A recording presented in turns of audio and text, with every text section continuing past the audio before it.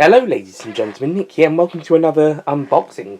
Now depending how I edit this could either be a double unboxing or part one of two, so whatever this video ends up being. So I've got two packages from Amazon that I'm going to unbox momentarily. I know what they are. Before I do that, I'm also going to quickly show two other things I got delivered recently. So at time of recording it's Monday the 3rd of March 2025. So on Friday, the 28th of February, just before I went down to the BFI to see Doctor Who the Savages, I received the Omnibus edition of Azamanga Daioh manga, the Omnibus collection, which I bought from eBay after I initially got it from. I was going to purchase it from Amazon, but there seemed to be problems with the shipping, so I cancelled the order and got it from eBay, and surprisingly arrived really quickly. And yeah, I got this because I checked out the anime back in December at a point where I was at a bit of a low point.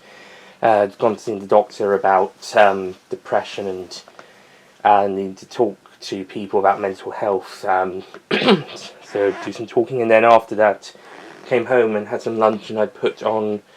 I wanted something to watch whilst eating, and I had this saved. This anime because I heard it was good and seen some clips, so I thought, yeah, when I saw it on High Dive, I thought I'd save that and I'll check it out at some point, and I thought that was the right time to do so, and yeah, I clicked on episode 1 and started watching, and whilst the first episode has a lot of characters to introduce and a lot of subplots, well not subplots, a lot of mini stories, it's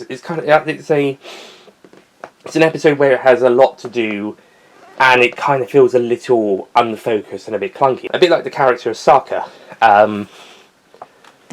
This lovely lady here. Although Sakura is my favourite character. I can relate to her quite a bit. Especially during that period when I was watching the series. But yeah, episode 1 was a bit unfocused. Episode 2 kind of sort of showed where the series was going to be, what the series was going to be like going forward. And then from episode 3, the series was absolutely fantastic.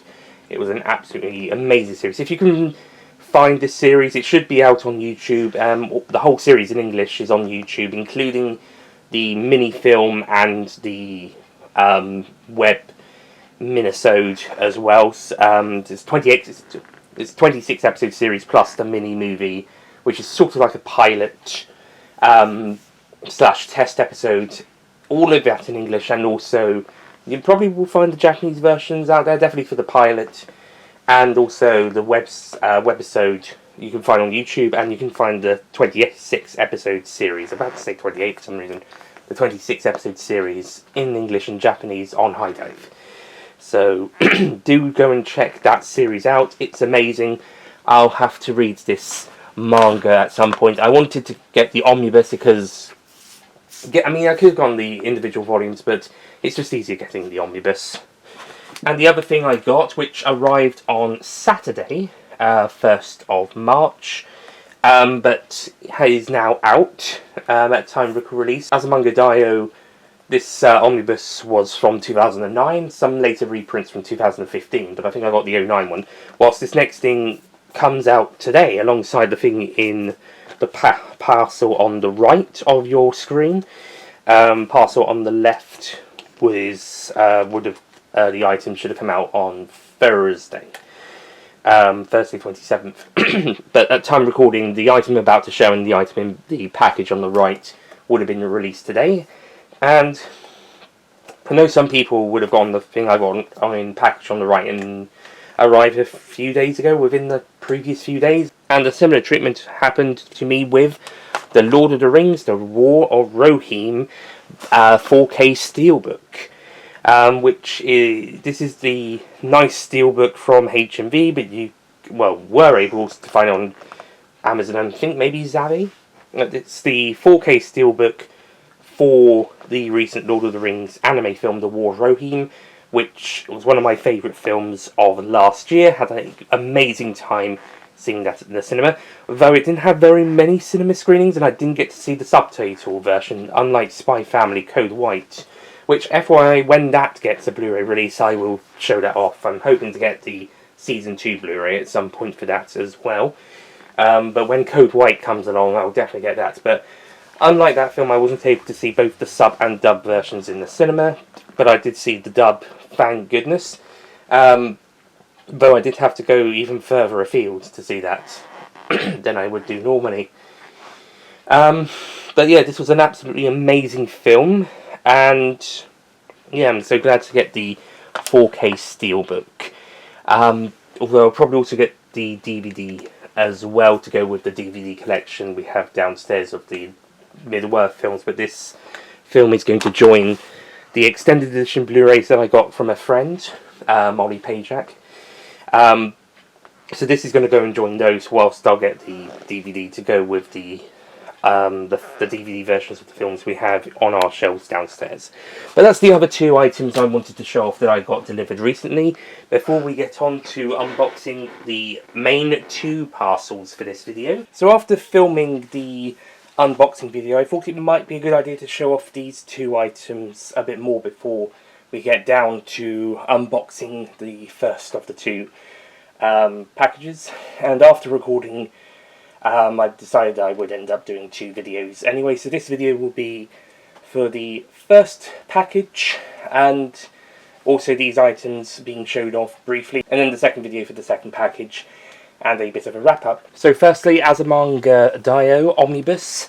Yeah, so I just basically got that because I wanted the whole set instead of getting the individual volumes, and I wasn't really sure how many there were. I think like 3 or 4 volumes.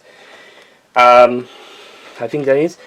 I think it covers 3 years of high school in Japan, so it's definitely, that's how it is in the anime. It's split over 3 years. Although there isn't really any direct split in the series, they just do it in the episodes. Say which episodes are in which year or which break. So here we just have the front cover with the main 5 characters. There's really 6 lead characters in the series, 7 counting this other girl who's in the class for a bit. Like, we've got these 5 characters in for the 3 years they're in the same class, and then another girl from a rival class in the first year joins them for the second and third years, and then there's a 7th girl who's in the same first and second year classes as these 5, and second year class as the 6th girl, and then in the third year she's transferred to another class. So there's 5 main leads, a 6th one later, and then there's one other who is sort of a secondary lead as well, at least for the first 2 years, as well as also the teacher of the class, and also her best friend, who is the teacher of the 6th girl's original class before she was moved. And the less said about the teacher of the class for the 7th girl when she moves, the better. But not because they're particularly nasty, but if you know the series, then you'll you know what I'm talking about. Yeah, it's a pretty cool look. I love the colorization. These are the 2 teachers I was talking about, not the last one, the other 2.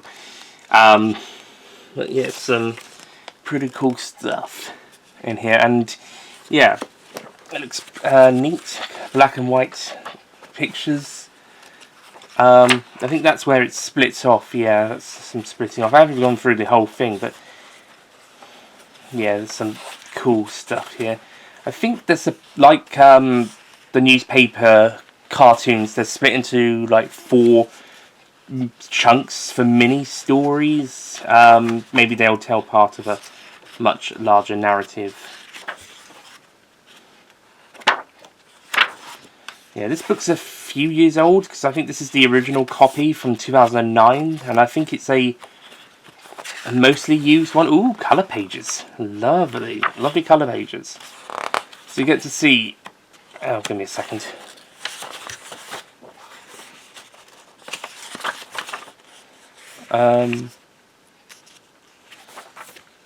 See what the characters look like in colour outside of the anime, before it's back to black and white. Some neat pieces of more plasticky papers there, but yeah, there's a whole chunk of stuff.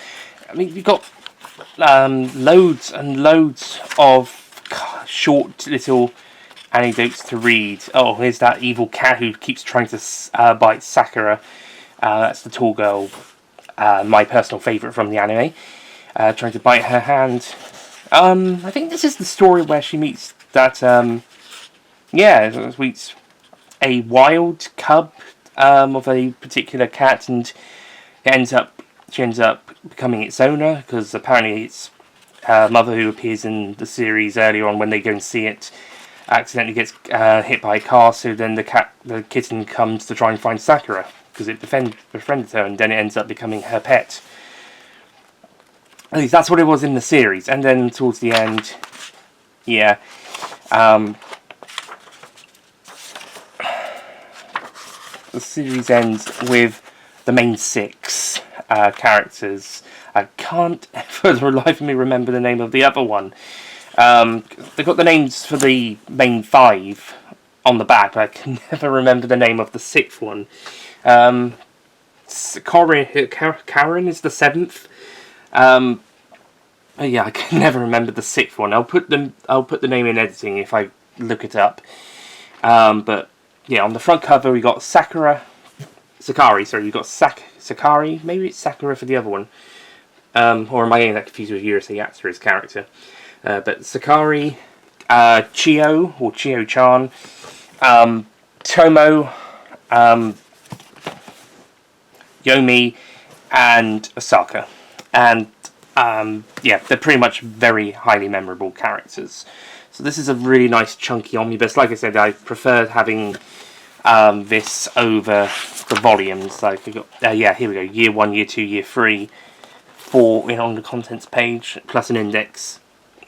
But yeah, like I said, I'd rather have this chunky omnibus than trying to get the individual volumes. As great as having the individual volumes were, it would be harder to get each one individually, and for space reasons, so I thought I would get this omnibus, and so I've probably saved a bit of money on that, or if not, then, or at least it goes to just the one item. So yeah, like I said, I think this is the 2009 edition, the first omnibus printed by Yen Press in the US, but shipping to the UK. Yes, even though the first versions of this would have come out in the late 90s, but this is the 2009 edition. I think there was some 2015 updated reprints, but I think this is the original from 2009, so I'm glad I got this. It's now 15 plus years old copy of the collection. And so the second item is the Lord of the Rings, the War of Rohirrim 4K Steelbook, and I'm just going to remove this J-card sheet because it's coming off the. Once we got the glue tacks off the item, they don't really stay on very well. But I'm keeping this, as I'll mention when I come to the second package for the other item in that. But that's the top, and then there's the side, and I'll read it out. Peter Jackson presents a film by Kenji Kamahaman. 183 years before the original film trilogy, so I'm wondering how many years it is before the Hobbit trilogy. King Helm Hammerhand of Rohirrim defends his people from Wolf, a vengeful, dung-laying lord. Forced into a last stand at the Hornburg, later known as Helm's Deep, Helm's daughter Hera leads the resistance against an enemy determined to destroy them. And yeah, this is an absolutely amazing film. As I previously mentioned, it's one of my favourites from last year.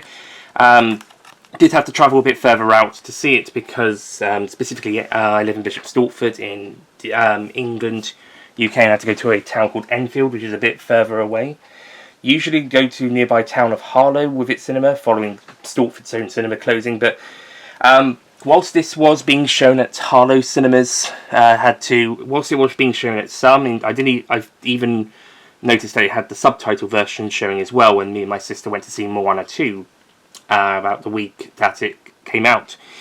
And despite that, the week after, when I was going to see it, Harlow stopped showing it full stop. Some other new releases were coming out, Sonic 3 and Mufasa specifically.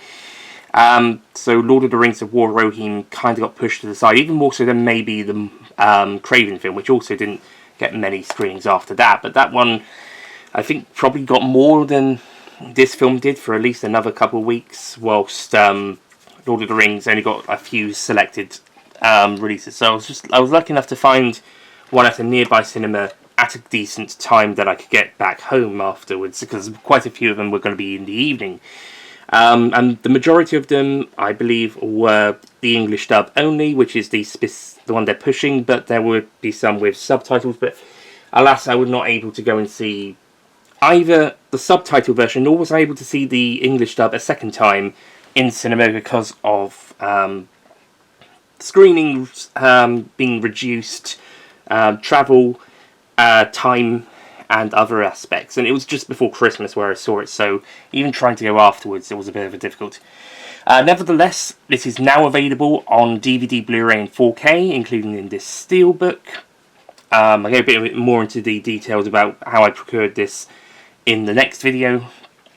But on the cover we've got King Helm and Hera, who is absolutely a fantastic character. Would love to see more stories with her. And then the spine with the Lord of the Rings, the War of Rohirrim title. And on the back we got King Helm Hammerhand again. So we've got him twice on this cover. Okay. Now to make sense if Wolf was on it, or if they showed off Helm's Deep, because I think that's their kingdom on the front, but maybe Helm's Deep could have been on the back. But whatever. It's still a really cool cover. Rated 12 in the UK, but surprisingly rated PG in Ireland. Despite quite a lot of blood and violence and pretty horrific scenes, and it's also probably the darkest of the 7 films. Definitely one of the less humorous ones, besides one character who's more comic relief than others.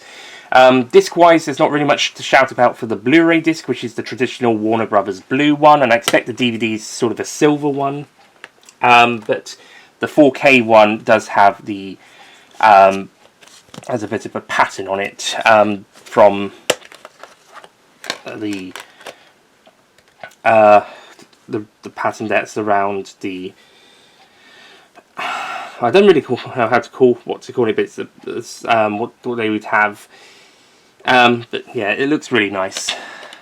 And inside we got the map of the land that is where it's all taking place. And you've got the Hornburg down there and Isengard. So yeah, some pretty cool stuff. So yeah, the discs came 4K up front, Blu-ray around the back, but I swapped them round personally because we have Blu-ray, but we don't have 4K. But I do sometimes get 4K releases, and especially the Steelbooks, because for collector's value or for just to get them. But in terms of playing them, we'd have to play the Blu-ray disc. So a bit like when Blu-rays had the DVD discs included for a while. May 4K continue to include the Blu-ray discs anyway, because it is really good. Good of them to do it, especially on Steelbooks. But I'd understand if they decide to eventually transition to 4K exclusively, especially in box sets where they just want the 4K discs. I completely understand that. It's like when DVD and Blu-ray ones would, when they transitioned away from including DVD discs inside. And now those are the really cool 2-disc double packed ones that include the DVD and Blu-ray discs. But yeah, that's it from this little side video about this little side bit about Azamanga Daioh manga and the Lord of the Rings, the War of Rohirrim Steelbook Blu-ray. Back to the main portion of this video for the unboxings to continue. So onto the main event of this video, starting with parcel number 1, which this was actually but the other one I think I pre-ordered first, and then this one was second. But I've got this one's going to take a bit less time to open, and was released first, even though they arrived basically at the same time. But I'm going to open this one first because it should have been released sooner.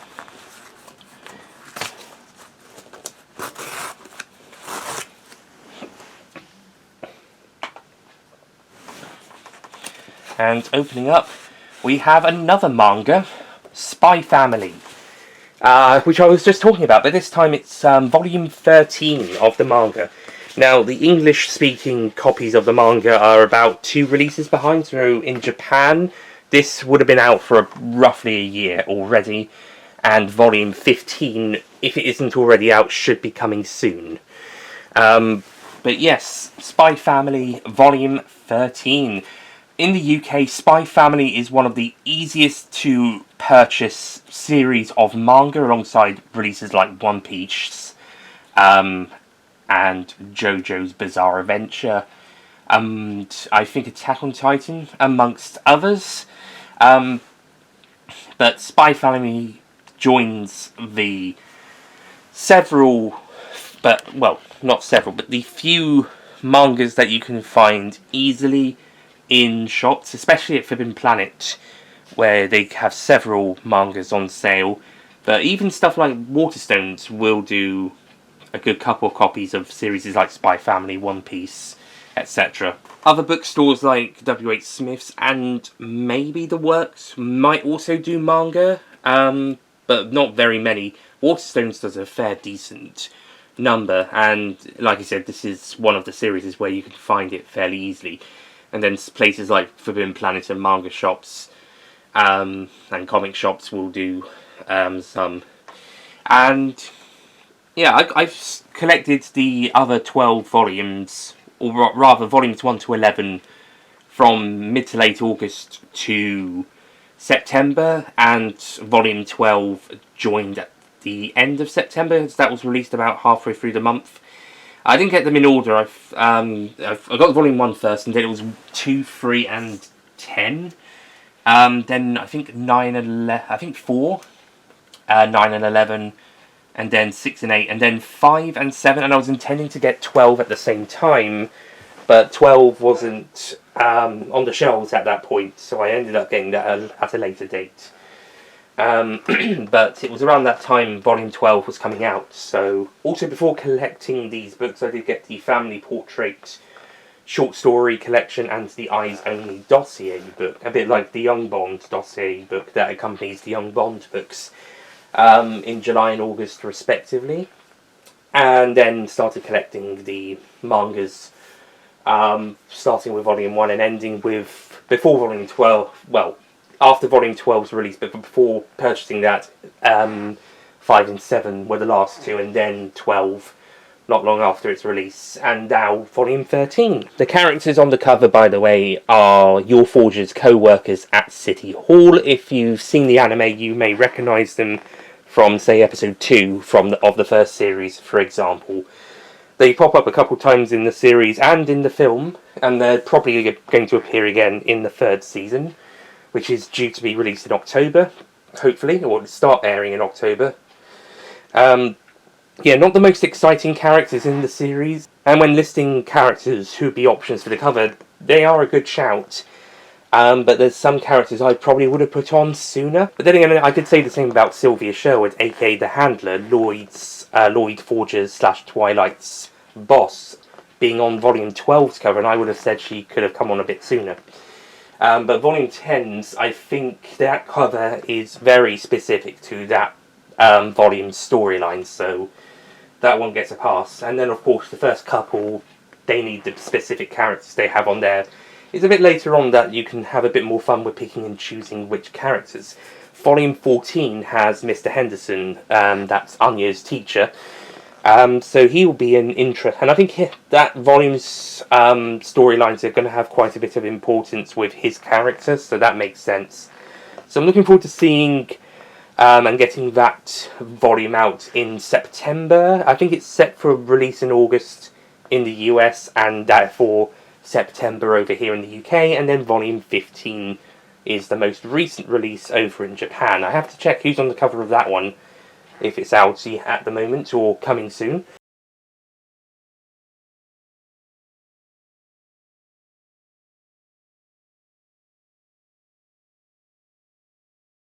But yes, it's very nice to get one of these each time, and there's plenty more to come, because I believe we're coming up to chapter 100 and I think we've actually had 111 chapters released in Japan, and this volume will go up to, let's have a look, let's see, oh, some nice stuff on the inside. There's a lovely yaw. Some character information here. Well, they say missions for the chapter, and it's the same for the episodes for the series. So missions 85 to 92 are in this volume. That's 1, 2, 3, 4, 5, 6, 7. It's 8 main chapters plus a short mission, number 11. And I think we're up to I think they've released 111 in total in Japan individually. So, and I think volume 15 might be up to number 105 or something.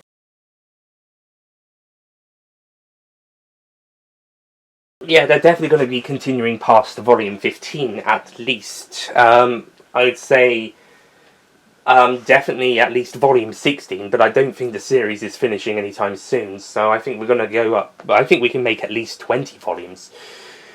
At the speed these are going to be released, then could be looking at another couple of years for this series. And then the anime has a few more years to go as well, because that's only up to 37 episodes, plus a movie. But we'll see how many Series 3 has. It could easily have 25 like Season 1, or it could be just 12 like Season 2, or it could be 13. Or maybe something completely different. I'm not sure. But yeah, volume number 13 of the manga. And I'll just read the back of the back cover whilst we're here. Master Spy Twilight is unpropelled when it comes to going undercover on dangerous missions for the betterment of the world. But when he receives the ultimate assignment to get married and have a kid, he may finally be in over his head. That's basically the series description for the whole series, the premise of the whole the premise of the series, and then the second paragraph is about the specific volume. Twilight is on the ropes after his battle with an Ostanian spy. Can Nightfall save Twilight from disaster? By the way, this is Nightfall. She's in love with Twilight, even though he's married to Yor. Will Wise, that's the Westalis spy agency in the series. Those are fictional countries, but they're basically supposed to represent West and East Germany, or East and West Germany, actually. Ostani is supposed to be like East Germany, and Westalis is supposed to be like West Germany. It's sort of taken the Cold War as inspiration. Anyway, will Wise manage to recover their stolen secrets, and what will become of Lloyd and Yor's marital crisis? Meanwhile, Anya's friendship scheme gets thrown off by an unexpected gift from Damien, which is the Anya has to, which is the little girl from SpyxFamily, she has to infiltrate, as part of Lloyd's mission, she has to become friends with Damien Desmond, who is the son of an Australian politician who may or may not be considering starting a war with Westalis. Basically, they're trying to prevent World War III, and Desmond Donovan may be the guy who starts it, but they have to find out what's going on there. In the meantime, they're just kind of trying to disguise themselves as a normal family. But Lloyd doesn't know that Yor is an assassin, and Yor doesn't know that Lloyd's a spy, but Anya knows both are a spy and assassin respectively. Also, they have a dog called Bond who can see into the future or possible futures and possible outcomes. So yeah, great series.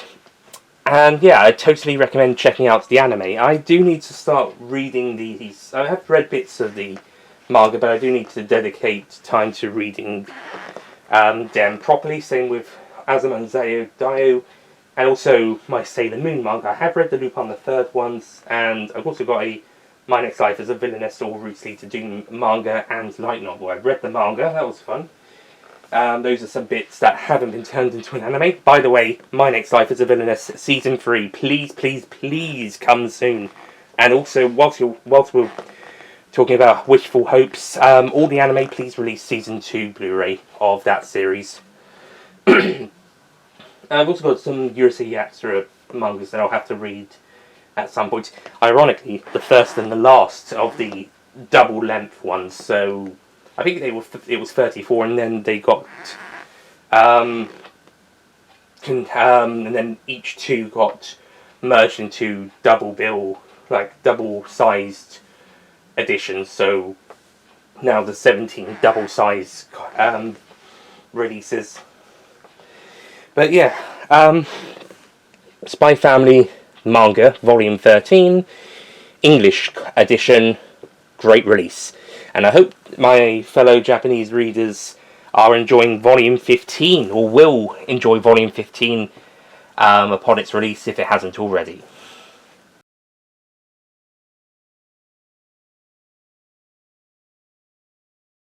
Don't forget to click below to subscribe to the Nicholas Payne YouTube channel.